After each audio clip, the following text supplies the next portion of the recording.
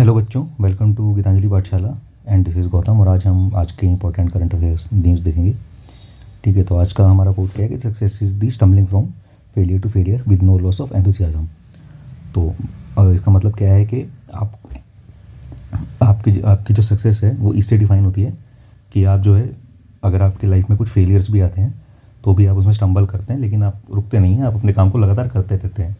ऐसे ही अगर आपका कभी टेस्ट में स्कोर कम आए या आपको कभी एग्ज़ाम में कुछ कम नंबर मिल जाए, तो ऐसा नहीं है कि आपको वहाँ पे पढ़ाई नहीं रोकनी है। आपको ये नहीं सोचना है कि यार मैं पता नहीं कैसे करूँगा इस काम को। तो आपको लगातार एफर्ट मारते रहना है। ठीक है, तो ये आपके मोटिवेशन के लिए ज़रूरी है। तो प्लीज़ बी मोटिवेटेड। ओके, तो आगे देखते हैं। तो हमारे आज के इंपॉर्टेंट हेडलाइंस है जो यहाँ पे दिए हुए हैं। ठीक है, इनको आप स्क्रीनशॉट ले सकते हैं और आप देख सकते हैं न्यूज़ में। और जो one of the important news आज की, that is a private lunar lander blue ghost. एक प्राइवेट लूनर लैंडर है ब्लू गोस्ट, वो मून पे भी लैंड किया है। ठीक है, तो यूएस की एक कंपनी है, उसने ये यूएस की कंपनी का नाम क्या है? Firefly aerospace. ठीक है, तो ये कंपनी का नाम आप याद रखेंगे। ये पर्टिकुलरली सीयूटी एग्ज़ाम के लिए इंपॉर्टेंट है। तो ब्लू गोस्ट मिशन जो है इसी कंपनी का था और इन्होंने फैल्कन 9 रॉकेट यूज़ किया था। ठीक है, फैल्कन 9 रॉकेट पे गए थे स्पेसएक्स के। और अभी इन्होंने फर्स्ट ये सिर्फ सेकंड ये बट मून पे लैंड करने वाली फर्स्ट प्राइवेट कंपनी नहीं है। ठीक है, इससे पहले भी एक दूसरी कंपनी भी है, इंट्यूटिव मशीन करके। उन्होंने भी मून पे लैंड किया था, लेकिन जो सॉफ्ट लैंडिंग नहीं अचीव कर पाए थे। ठीक है, तो इन्होंने फर्स्ट टाइम अपराइट लैंडिंग ली, अपने अपराइट लैंडिंग अचीव करी है। मतलब जो कि इनका डिवाइस था वो कि सीधा मून पे जाके लैंड हुआ था। ठीक है, it is in upright position. जो उनका जो इंट्यूटिव मशीन है, इनका जो डिवाइस था वो टेढ़ा जाके लैंड हुआ था मून पे, अपराइट पोजीशन में लैंड नहीं हो पाया था। ठीक है, तो इनका डिवाइस कुछ ऐसा इस तरीके का लैंड हुआ था इंट्यूटिव मशीन का। ठीक है, और ब्लू गोस्ट जो है अपराइट लैंडिंग अचीव करी थी। ठीक है, तो ब्लू गोस्ट ने upright landing first time achieve करी है और ये सेकंड प्राइवेट कंपनी है जो कि मून पे लैंड करी है। इससे पहले इंट्यूटिव मशीन ने, ये भी बहुत रिसेंट न्यूज़ है, आप इसको जाके सर्च भी कर सकते हैं। ठीक है, इनका एक अथीना मून लैंडर करके था जो कि मून पे लैंड किया था कुछ दिन पहले ही। ठीक है, तो कौन सा एक मोसला ट्रेली एक वोल्केनिक फॉर्मेशन है। ठीक है ना, मारे ग्रेसियम में मून के ऊपर ही वहीं पे जाके ये रॉकेट लैंड किया है। ठीक है, तो पर्टिकुलरली सीयूईटी एग्ज़ाम के लिए दिस इज़ इम्पॉर्टेंट। और क्लैट के लिए भी, क्लैट में भी ऐसा थोड़ा सा साइंस वाली चीज़ें पूछी जा सकती हैं करंट अफेयर्स में, या फिर मे बी इंग्लिश में एक पैराग्राफ में इस चीज़ को पूछा जा सकता है। ठीक है, तो आप इसको ध्यान रखेंगे। आगे देखते हैं। तो election commission to remove same voter ID number across state. तो बेसिकली क्या, बहुत सारे लोग ऐसे होते हैं कि जिनकी वोटर आईडी जो होती है अक्रॉस स्टेट सेम रहती है। तो इलेक्शन कमीशन जो है उसको रिमूव करना चाह रहा है कि एक पर्सन के पास एक ही यूनिक वोटर आईडी हो।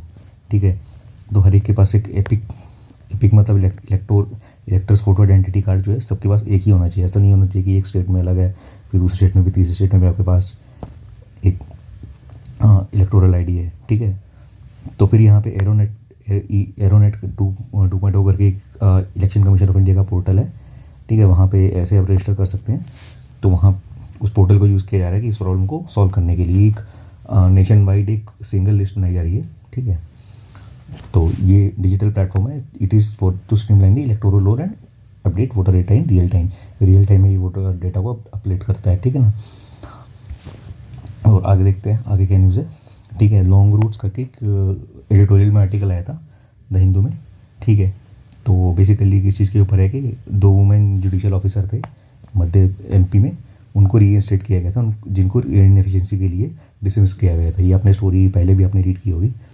ठीक है, तो जस्टिस बीवी नागरत्ना करके गए, उन्होंने ही एम्फोसाइज दी नंबर ऑफ कि उनका क्या कहना है कि सिर्फ वुमेन का नंबर बढ़ाने से, जुडिशियल सर्विस में वुमेन का नंबर बढ़ाना ही काफ़ी नहीं है। ठीक है ना, हमें उनको सेंसिटिव वर्क एनवायरनमेंट भी देना है। ठीक है, तो यही चीज़ आपके जो पीडब्ल्यूडी हैं, जिनको आप पर्सन विद डिसेबिलिटी या आप दिव्यांगजन बोलते हैं, ठीक है, उनके ऊपर भी ये बात लागू होती है कि आपको सिर्फ दिव्यांगजन को, ऐसा नहीं है कि आपने उनको जॉब दे दिया या उनको रिजर्वेशन दे दिया तो उसमें ही आप वहाँ पे ही आपका काम ख़त्म हो गया।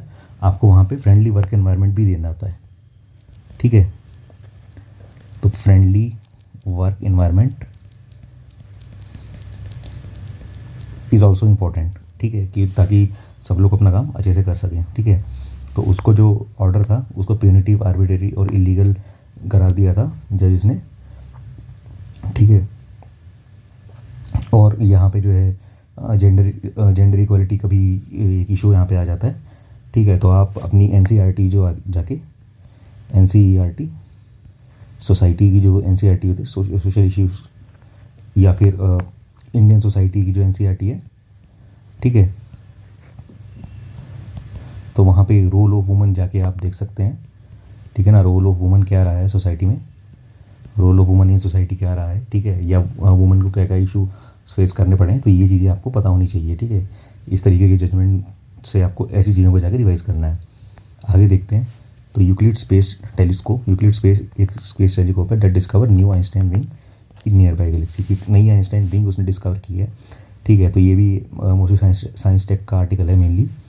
ठीक है, तो एल्बर्ट आइंस्टाइन जो है उन्होंने जो थ्योरी ऑफ रिलेटिविटी दी थी, उन्होंने ग्रेविटेशनल लेंस को प्रिडिक्ट किया था। ग्रेविटेशनल लेंस होता क्या है बेसिकली, क्या कि कोई भी मासिव ऑब्जेक्ट है ना, बहुत ही हैवी गैलेक्सी है, अगर लाइट उसके पास से निकलती है, तो लाइट बेंड करती है वहाँ पे। ठीक है, तो लाइट बेंड करती है वहाँ पे, क्योंकि स्पेस टाइम कर्वेचर जो है आपका, जो स्पेस टाइम कर्वेचर जो है उसके बेंडिंग की वजह से लाइट भी वहाँ पे बेंड करती है। ठीक है, तो वहाँ पे एक सर्कुलर पैटर्न भी बनता है।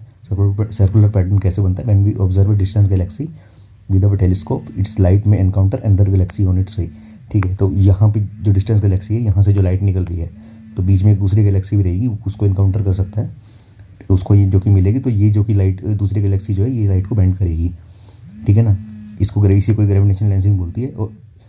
और जो है ये अगर अलाइनमेंट, अगर ये तीनों एक ही अलाइनमेंट में हो, तो वहाँ पे परफेक्ट अलाइनमेंट अगर इनको मिल जाता है, तो इमेज जो है ना ऐसे रिंग जैसी इमेज बनती है। ठीक है, तो ये अगर ये डिस्टेंस गैलेक्सी और ये फोरग्राउंड गैलेक्सी जो है अगर, और टेलीस्कोप, ये सब एक सिंगल अलाइनमेंट में हो, तो वहाँ पे जाके आप जो है ग्रेविटेशनल बैंड के साथ आपको जो है रिंग जैसा स्ट्रक्चर आपको वहाँ पे दिखाई देगा। ठीक है, ऐसा कुछ दिखाई देता है इमेज में। तो ये चीज़ आपको आइडिया होनी चाहिए। बेसिकली आपको पता क्या होना चाहिए, ग्रेविटेशनल लेंसिंग क्या होती है। ठीक है, और आइंस्टाइन रिंग भी आप वहीं से ही आती है, तो आपको बस ये रिलेशन आपको आइडिया होना चाहिए। बहुत ज़्यादा डीप में पूरा साइंस टेक नहीं पढ़ना है। ठीक है, तो ये this news is important for CUT, mostly for CUT। Okay, तो थैंक यू। आज के इम्पोर्टेंट न्यूज़ ये थे। धन्यवाद।